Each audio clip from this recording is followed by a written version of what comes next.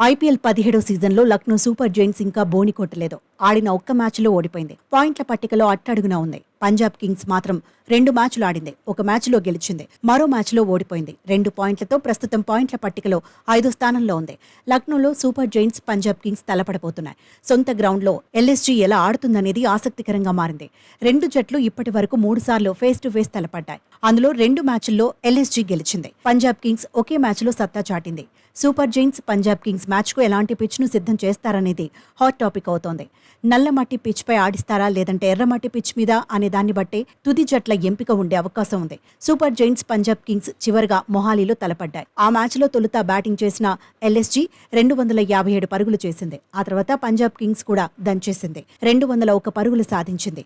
భారీ స్కోర్లు నమోదైన big match తర్వాత మళ్లీ ఇప్పుడే ఫేస్ టు ఫేస్ తలపడబోతున్నాయి. 2 జట్లు బలంగానే ఉన్నాయి. పంజాబ్ కింగ్స్ బౌలర్ రబాడాపై ఎల్ఎస్జీ కెప్టెన్ రాహుల్ రికార్డ్ గొప్పగా ఏమీ లేదు.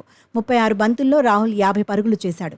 3 సార్లు అవుట్ అయ్యాడు. హర్షదీప్ బౌలింగ్లో పడిక్కల్ 31 బంతుల్లో 49 పరుగులు సాధించాడు. హర్షల్ పటేల్ బౌలింగ్లో పూరన్ 10 బంతులు ఎదుర్కొన్నాడు. 25 పరుగులు చేశాడు. ఒకసారి అవుట్ అయ్యాడు. కృణాల్ పాండ్యాపై శిఖర్ ధవన్కు మంచి రికార్డ్ ఏమీ లేదు. 26 బంతుల్లో ధవన్ 29 పరుగులు సాధించాడు. లక్నో సూపర్ జైంట్స్కు బ్యాటింగ్లో Quinton de Kock, KL Rahul, Stoinis, Pooran, Kyle Mayer కీలకం కాబోతున్నారు. కేఎల్ రాహుల్ ఫామ్ ఎల్ఎస్జీకి అడ్వాంటేజ్ కానుంది.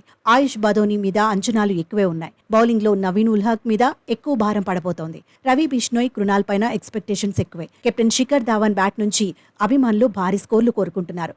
గతేడాది గాయంతో సీజన్ మొత్తానికి బెయిర్స్టో దూరంగా ఉన్నాడు. ప్రస్తుత సీజన్లో ఇంకా తన మార్క్ చూపించలేదు. లివింగ్ స్టోన్, జితేష్ శర్మ కూడా రాణిస్తే భారీ స్కోర్ ఖాయం.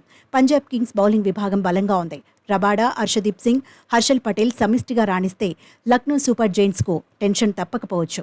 గత సీజన్లో ఎకానా స్టేడియంలో యావరేజ్ స్కోరింగ్ రేట్ 6.93 మాత్రమే. దీంతో ఈసారి కూడా భారీ స్కోర్లు నమోదు కాకపోవచ్చని ఎక్స్పర్ట్స్ అంచనా వేస్తున్నారు.